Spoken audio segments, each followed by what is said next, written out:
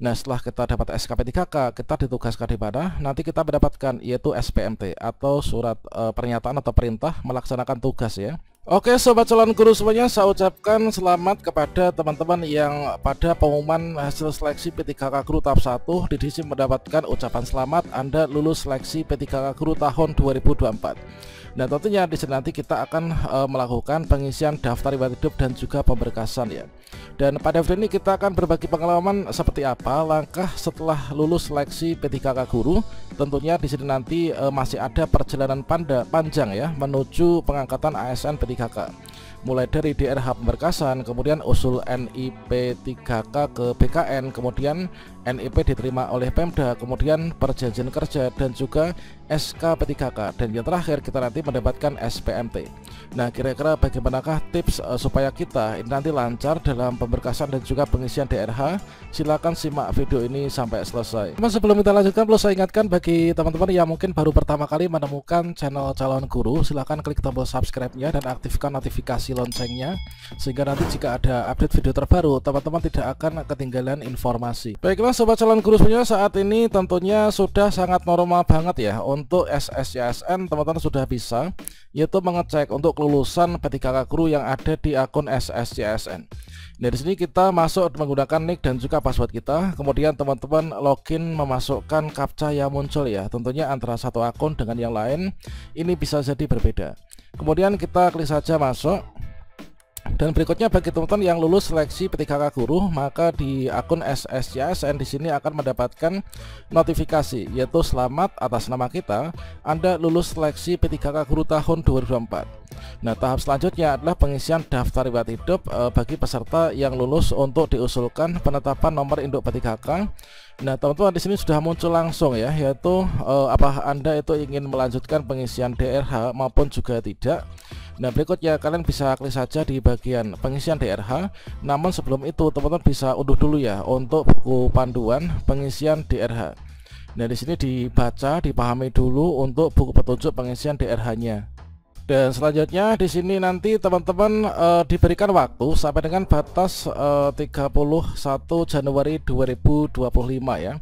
Nah di sini untuk pengisian daftar riwayat hidup di sini dimulai dari pengisian data perorangan, kemudian mengisi riwayat pendidikan, selanjutnya mengisi riwayat pekerjaan, kemudian riwayat keluarga, riwayat organisasi, dan yang terakhir adalah kita unggah dokumen untuk persyaratan yaitu pemberkasan CASN secara paperless teman-teman. Dan di sini sebagai bahan referensi, teman-teman juga bisa melihat video-video yang telah kita update ya beberapa waktu yang lalu terkait tentang pemberkasan, yang mana secara lebih detailnya sebagai bahan referensi saja ya. Ini kalian bisa klik di bagian komunitas. Dan berikutnya pada bagian ini sudah saya sediakan pengalaman pemberkasan di periode sebelumnya, yaitu full tutorial pengisian DRH P3K Guru 2024 kemarin ya. Ini adalah dari awal hingga akhir resume pengisian DRH yang durasinya ini ada 58 menit, hampir 1 jam teman-teman. Nah selain itu teman-teman juga wajib hukumnya untuk di sini membaca pengumuman pemberkasan yaitu di daerah masing-masing. Nah misalkan saja saya mendaftar di Kabupaten Sragen, saya mendaftar di Provinsi Jawa Timur, maka di sini teman-teman itu silakan mengacu yaitu pada petunjuk pemberkasan yang ada pada instansinya masing-masing. Dan tentunya di sini teman-teman yang lulus sudah membaca ya dari informasi yang ada di instansi masing-masing, siapa saja yang berhak untuk melanjutkan pengisian DRH dan juga pemberkasan terkait tentang kode-kodenya. Nah ini kemudian dalam pengumuman ini adalah kita ketahui bahwasannya untuk pelamar yang dinyatakan lulus seleksi ini selanjutnya kan mengisi daftar riwayat hidup ya atau DRH serta menyampaikan kelengkapan dokumen secara elektronik ya melalui akun SSCSN, yaitu melalui pengisian DRH dan juga unggah berkas ya pada pemberkasan di tab ke-6. Nah di sini teman-teman diberikan batas waktu ya untuk yang tahap 1 misalkan ini adalah antara tanggal 1 sampai dengan tanggal 31 Januari 2025. Kemudian terkait tentang kelengkapan dokumen usul NIP 3K yang harus diunggah itu apa saja, silakan cek di pengumuman instansi masing-masing ya. Kemudian mungkin saja ini di beberapa instansi ini memerlukan untuk selain kita mengunggah di SSCSN, apakah daerah kita itu diwajibkan untuk mengirimkan berkas secara secara print out atau enggaknya, ini silahkan dicek ya pada portal pengumuman website instansi masing-masing. Dan berikutnya di sini teman-teman, tentunya di masing-masing instansi juga sudah diberikan ini ya, yaitu sebagai contohnya untuk mempermudah komunikasi, yaitu pelamar yang dinyatakan lulus berhak mengikuti pemberkasan untuk mengikuti grup Telegram ya. Nah, di instansi masing-masing tentunya diberikan entah itu grup Telegram maupun juga grup WhatsApp, kemudian sesuai penamaan atau rename nama kita sesuai dengan petunjuk yang ada di sana ya. Nah, ini teman-teman, jadi teman-teman silakan dipantau di pengumuman website instansi masing-masing. Jadi kalau misalkan nanti teman-teman terdapat kendala atau mungkin ada pertanyaan, maka biasanya pada grup inilah nanti teman-teman itu bisa berkonsultasi ya. Dikarenakan untuk pemberkasan di sini nanti yang akan menerima memverifikasi adalah instansi masing-masing untuk nantinya diusulkan NIP3K ke Kanrek BKN. Dan sepertinya di sini nanti untuk alurnya itu juga nggak jauh berbeda ya dengan periode sebelumnya, sesuai dengan pengalaman kita bahwasanya di sini setelah teman-teman itu melakukan pengisian DRH pemberkasan, ini kan secara paperless disampaikan melalui akun SSC ASN masing-masing. Nah, berikutnya dari DRH pemberkasan ini kan kita diberikan waktu sampai dengan tanggal 31 Januari 2025 ya. Nah, selanjutnya di sini nanti dari berkas yang sudah terkumpul semuanya dari seluruh peserta yang lulus seleksi pada instansi tersebut itu nanti akan diusulkan ya, yaitu usul NIP3K itu adalah ke BKN. BKN-nya tuh biasanya bukan BKN pusat namun Kanrek BKN masing-masing teman-teman. Nah, di sini kalau misalkan kita lihat ya, ini adalah di pasal ke-42 bahasanya untuk pelamar yang dinyatakan lulus seleksi nanti diangkat menjadi calon P3K.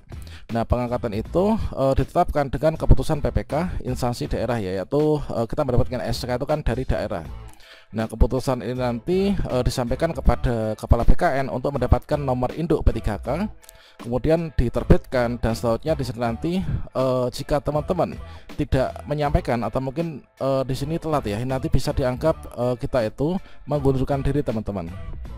Jadi setelah usul NIP3K ke Kanrek BKN, maka biasanya di sini nanti diberikan ada sekitar waktu 25 hari ya. Jadi telah diusulkan dari instansi ke Kanrek BKN itu ada waktu 25 hari untuk pemrosesan, dan dalam pemrosesan di sini nanti biasanya itu dari BKN pusat maupun juga Kanrek BKN masing-masing akan diberikan update-nya ya. Ada link khusus, nanti kita akan update juga kalau misalkan sudah rilis ya untuk linknya. Misalkan seperti ini, yaitu nama instansi, ini dari per instansi, kemudian yang lulus berapa, yang sudah mengisi DRH berapa, ini nanti akan bisa dimonitor ya teman-teman. Kemudian yang menentukan diri apakah ada atau enggaknya, kemudian yang usul masuk di Kanrek BKN itu sudah berapa, di sini nanti akan diupdate. Yang sudah ditetapkan NIP-nya itu berapa, kemudian yang BTL berapa, yang TMS ini berapa, yang sudah cetak SK ini adalah berapa. Nah, tentunya indikasi untuk cepat lambatnya SK diberikan, kita bisa pantau juga antara usul masuk dengan yang sudah cetak SK. Kalau misalkan sudah sama jumlahnya, ini dalam hitungan hari biasanya itu sudah akan diserahkan ya untuk penyerahan SK P3K. Nah, berikutnya di sini setelah usul NIP3K ke BKN itulah 25 hari. Kemudian biasanya di sini NIP diterima oleh Pemda, dan berikutnya setelah NIP diterima ini nanti akan dibuat yaitu perjanjian kerja ya, dikarenakan untuk P3K itu kan pegawai pemerintah dengan perjanjian kerja. Nah, berikutnya setelah perjanjian kerja kita bawa materai ya, tanda tangan gitu, kemudian kita akan mendapatkan SK P3K. Nah, setelah kita dapat SK P3K, kita ditugaskan di mana? Nanti kita mendapatkan yaitu SPMT atau surat pernyataan atau perintah melaksanakan tugas ya. Nah, tentunya di sini nanti apa yang harus teman-teman lakukan ini adalah kita pantau progres penetapan NIP3K, kemudian nanti kita tanda tangan kontrak kerja P3K dengan PPK, kemudian menerima SK P3K, kemudian kita menerima SPMT, kemudian kita melaksanakan tugas sebagai P3K ya. Kemudian setelah itu nanti kita pemberkasan gaji dan juga tunjangan P3K. Nah, kira-kira perjalanan kita itulah nanti seperti itu. Nah, tentunya kita harus berupaya ya, semaksimal mungkin teman-teman harus saling bantu-membantu sesama teman yang lulus, dikarenakan di sini sudah nggak ada lagi sistem persaingan ya. Nah, malahan di sini nanti kalau misalkan ada yang telat ya, itu nanti akan bisa menghambat untuk peserta yang lain, dikarenakan untuk pengiriman ke Kanrek BKN itu biasanya lah menunggu dari seluruh peserta yang lulus dalam angkatan tersebut adalah semuanya sudah tuntas, sudah komplit ya. Demikian sekali lagi saya ucapkan selamat ya kepada teman-teman yang telah lulus, dan ketika lulus ini kita marilah bersyukur dengan cara bekerja sebaik-baiknya. Demikian, salam sukses untuk kita semuanya. Wassalamualaikum warahmatullahi wabarakatuh.